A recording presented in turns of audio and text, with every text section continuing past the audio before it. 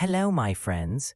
I hope you are doing well today. Today's story is about Daniel, a young man whose big dreams and ambitions were slowly being destroyed by laziness. The story shows how laziness doesn't kill ambition all at once, but little by little. Each time Daniel delayed, he lost time, confidence, and chances to grow. His dream began to fade because he wasn't feeding it with action.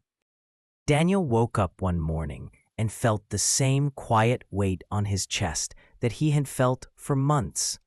The sunlight came through the thin curtains, painting a soft stripe across his bed, and for a moment, everything looked possible.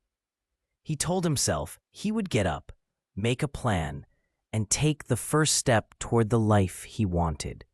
For a while, he lay still and watched the dust float in the light. He promised himself just 5 more minutes. 5 minutes turned into an hour, and the hour turned into the whole day. When Daniel was a boy, he loved building small machines from scrap parts and old toys. He would sit for hours on the floor with wires and glue, making little robots that could crawl across the kitchen tiles. He dreamed of being an engineer. He saw himself making things that helped people. He wanted to change the world, or at least his town, in a way that mattered. That dream warmed him like a small fire. But as Daniel grew older, the small fire did not grow. It sputtered when he felt tired, or when a hard task appeared. He learned to listen to the soft, lazy voice that said, "Tomorrow is better. You can start later." The voice did not shout. It soothed. It told him to rest, to wait, to not worry. The voice promised comfort and escape.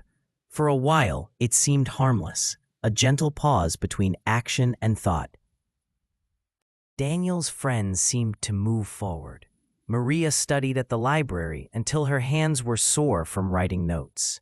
Jamal practiced coding on his laptop late into the night, building small apps that solved small daily problems. Syra took a job that led her to meet people who would one day help her start a business. Daniel watched them from the edges of his life. He cheered for them inside his mind, but he did not join them at the table. The first time he felt the real cost of staying still, it was small but sharp. There was a workshop at a local college about making small machines.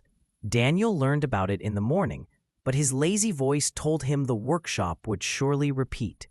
He delayed. By the time he decided to go, the workshop was full. A friend who had been more careful with time took the last spot and later told Daniel with bright eyes about the teacher who had shown a new, faster way to solder. Daniel felt the sharp sting of regret. He told himself he would not miss the next chance, but the next chance did not wait. The next chance was larger. A small grant had been announced for young inventors to build things that could help the elderly. The grant was just the right size for Daniel's idea, and he had a plan if he could only gather the courage to write it down. He sat down at his desk and opened the folder where he kept his notes. The idea felt heavy in his hands, like a sleeping bird. He meant to craft the proposal that night, but he grew tired by the time he had written a rough paragraph. He told himself he would finish it tomorrow. The next day passed in a blur of small comforts and easy tasks. The deadline moved closer and then passed. The grant went to someone who had written early and often. Daniel learned a lesson he could not forget. Opportunities move fast, and they favor people who move with them. These small losses began to add up. Each one taught Daniel the same lesson in a different tone. The world did not hold still for him. The river of opportunity flowed on. People who moved with care and small daily effort took seats on the bank, watching the boats pass, while Daniel stood on the shore and sighed. He knew that real work did not begin with a grand gesture. It began with small daily steps. Yet he kept believing that one true, perfect start would make up for years of gentle delay. At home, laziness wrapped itself around him like a second blanket. He would wake and find reasons not to leave his bed. He would choose television shows that made him laugh now, but gave him nothing later. He would start reading a book and then skip to the last chapter because he wanted the surprise without the work. He discovered that small comforts taste sweet, but leave a hollow place as night falls. The emptiness filled him with a slow regret that was easy to ignore in the morning and hard to swallow at night. Around his town, Daniel saw the faces of people who had chosen practice over ease. The baker who woke before dawn to knead dough had steady customers. The teacher who graded papers every night grew wiser with each season. The young mechanic fixed cars with hands that learned from dozens of mistakes. Their progress was quiet and plain. It was not loud like a new festival, but it was real. It was proof that small, steady action grew into skill. One afternoon, Daniel sat on a bench and spoke with an old friend, Farid, who had once been as careless with time as Daniel. Farid had a different look now. His eyes had a glow of small successes. He told Daniel how he had changed, step by step. He said he had been tired, too. He had also loved music and had once dreamed of being a band leader. Yet he had begun with 5 minutes each day, practicing rhythms on a simple drum. 5 minutes became 10, 10 became 30, and 30 became a rehearsal with friends. Over time, his small practice built something real. Farid's story felt like a map. Small steps led to places that laziness could not reach. Shame can be sharp and good.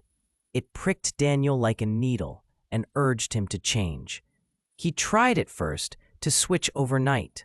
He set a strict schedule, woke with the dawn, opened books, and worked on his projects. The first week was bright with accomplishment. He felt proud, but old habits are strong. The lazy voice did not disappear. It waited for a moment of fatigue and then whispered, "You were good. Now rest. You earned it." Daniel gave in. The schedule collapsed like a card house. These cycles of hope and relapse taught him about the real nature of laziness. It was not only a choice to rest, it was a pattern. Laziness built habits, and habits turned into a way of life. It did not just stop dreams. It quietly ate them from the edges like moths on a sweater. Ambition is not a single flame that once lit will stay bright. It needs care.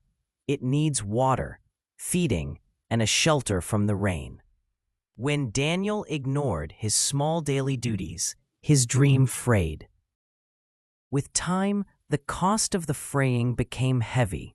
A company came to town looking for young engineers to train for a new project that could make a big difference. Daniel thought of applying. He sat with the application form open on his laptop and imagined the training, the workshop, the people. He planned to write the answers in the morning. That morning, his lazy voice said the job would be there next week. The deadline passed. The company selected others who had shown commitment in small ways. Daniel did not even get an interview. The empty feeling in his chest grew deeper. When the losses kept coming, the danger grew beyond missed chances. Daniel noticed his confidence shrinking.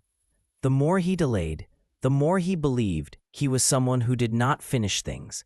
He would start a project and then stop before the hard part. He would tell himself he was waiting for the right mood. He would imagine a future where everything came together with no friction. The truth was harsher. Life demands work.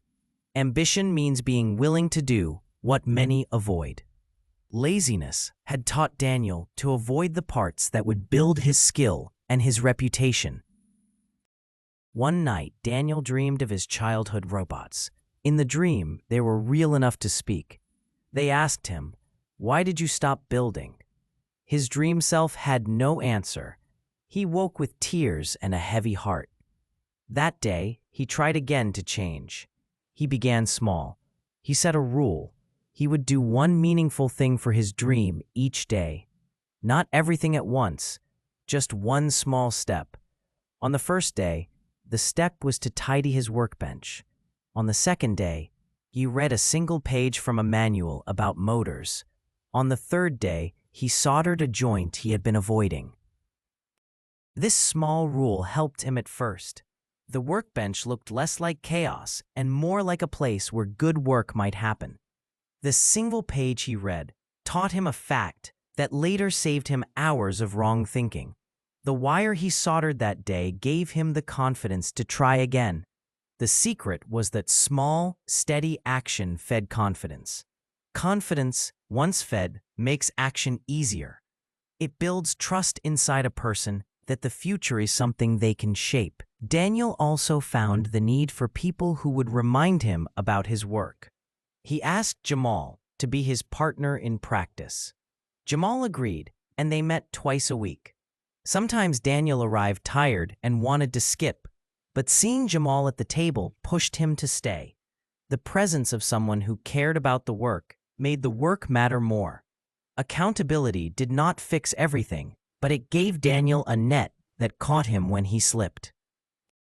Despite the good progress, unexpected obstacles came. One evening, a close friend who had promised to partner on a project left town to take a job elsewhere. Daniel felt alone.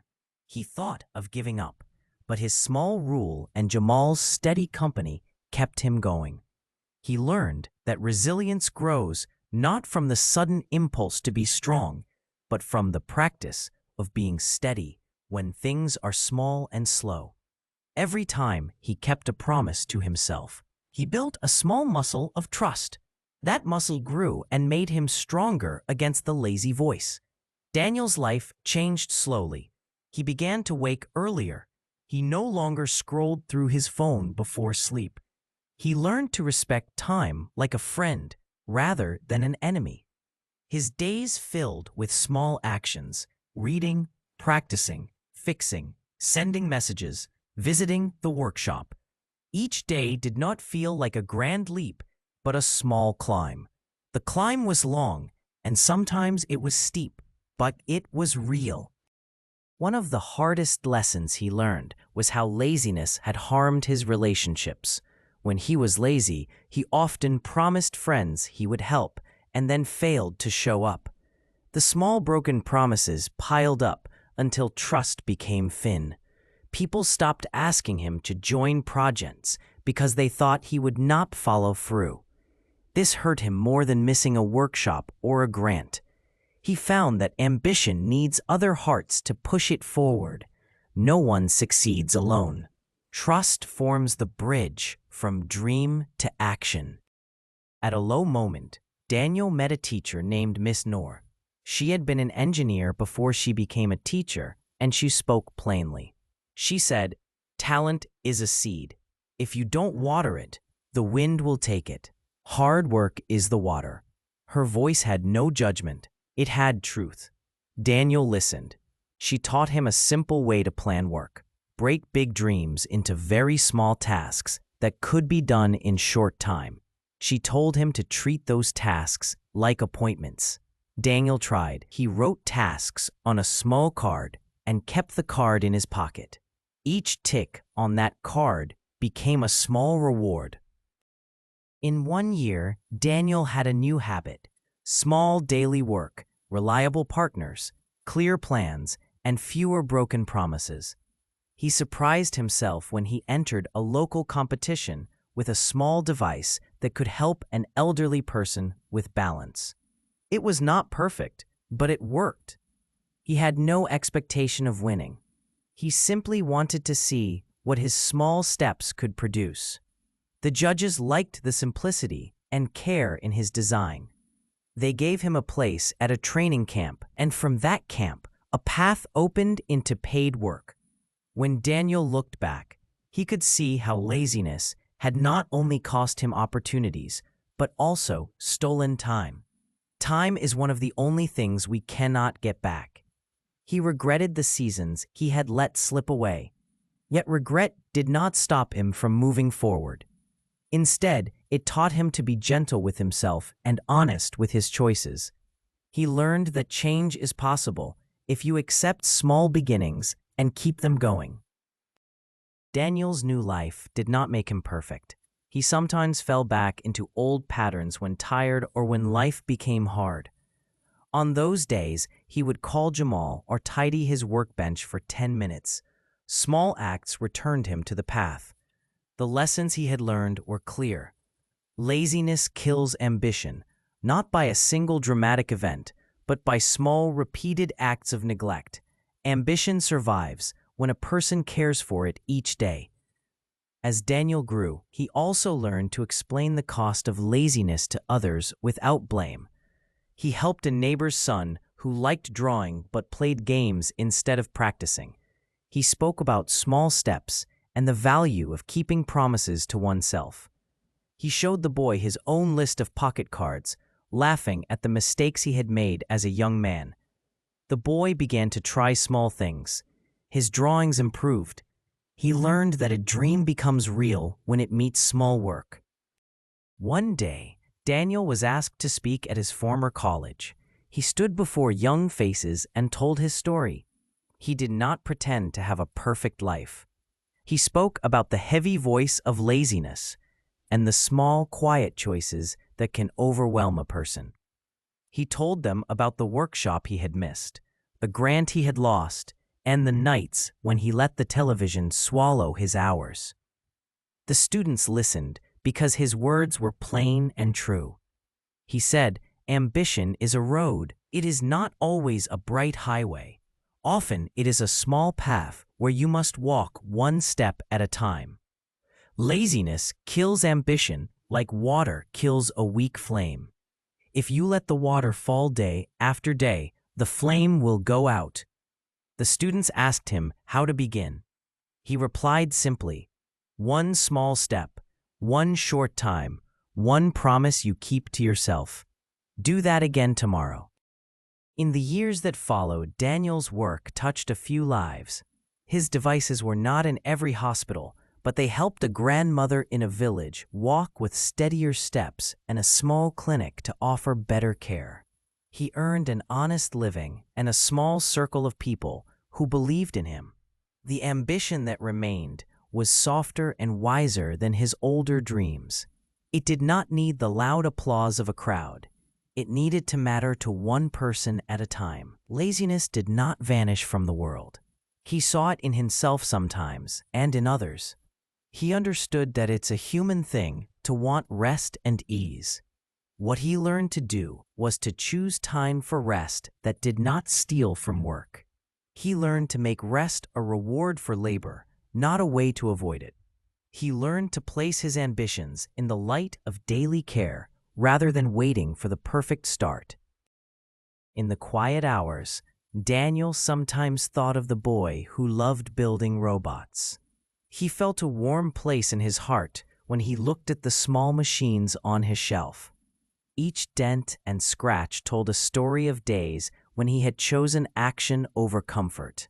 They were small proof that a life built patiently can keep its spark. The story of Daniel is not simply about a single man who learned to work. It is a story for anyone who has a dream and feels the soft pull of delay. It shows how laziness does its harm, not in a single dramatic blow, but through 1,000 small choices.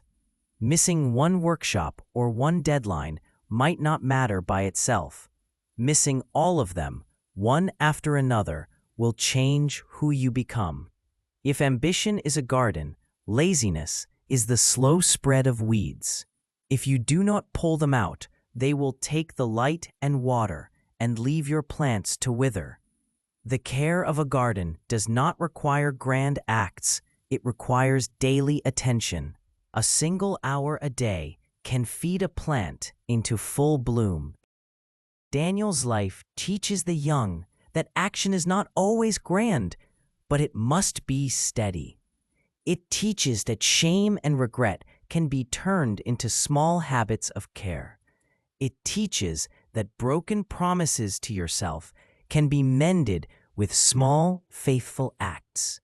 Above all, his life shows that ambition must be fed. When it is fed with consistent action, it can grow into a quiet power that helps others and brings a deep satisfaction. As the sun set on his small workshop each evening, Daniel wiped his hands and looked at his workbench with a soft smile. He knew the road ahead would have days of doubt and nights of fatigue. He also knew the truth, that each small step mattered. He had learned that laziness kills ambitions, but that steady, small work gives them life. He kept his pocket card with task checks in his shirt. Sometimes he would flip it and smile, seeing the tiny string of checks that marked his life. The checks were not trophies. They were proof that he had kept promises to himself until his promise made him someone new. When young people asked him for advice, he would share that small card and say, "Begin with one small thing. Keep it. Keep another." That is how a life is built, and in the soft light of the workshop, with the tools he loved and the devices he had made, Daniel finally felt the warmth of a fire that would not go out because he fed it each day.